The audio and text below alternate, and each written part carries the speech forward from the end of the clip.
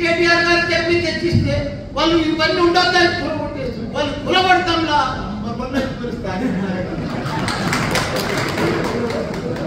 అన్నలు మీకు దండం పెడతానా, మీ ప్రభుత్వం వచ్చింది కానీ మీరు ఓడిపోయారన్నా, నాతో ఓడిపోయారన్నా.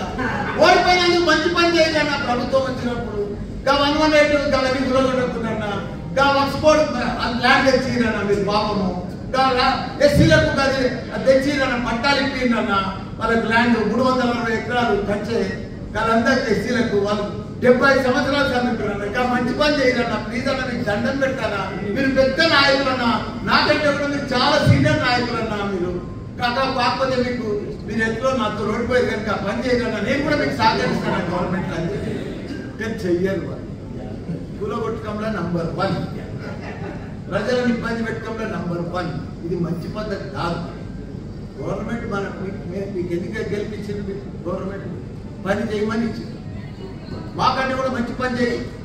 మేము ప్రతిరోజు 5 ఏళ్ళు మంచి ఉన్నాం. మా టీం అంతా కార్పొరేటర్లు వేరున్నారు, కళ్ళల్లో ఒత్తులు వేసుకొని పనిచేస్తాం. ప్రజల దగ్గరనే ఉన్నాం. రాత్రి మగలు ప్రజల కోసమే పనిచేస్తాం. మాకు 2 ఏళ్ళ కరోనా వచ్చినా కానీ వాళ్ళ కూడా ఉన్నాం. వాళ్ళకు వ్యాక్సిన్ ఇప్పించినాం, మందులు తెప్పించినాం, రెమెడిసిన్ ఇప్పించినాం, హాస్పిటల్ పెట్టాం, హాస్టల్ పెట్టాం. వాళ్ళకి అన్ని రకాలు కూడా సేవ చేస్తాం.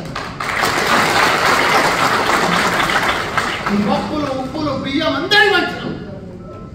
వాళ్ళందరూ కూడా మా బిడ్డల లెక్క చూసుకున్నాం మేము.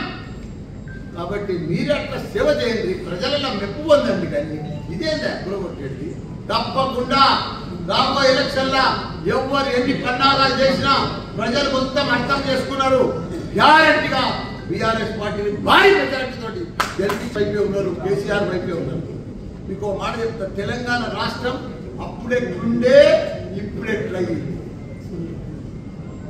5 ఏళ్ళ ఒక చరిత్ర సృష్టించింది కేసీఆర్.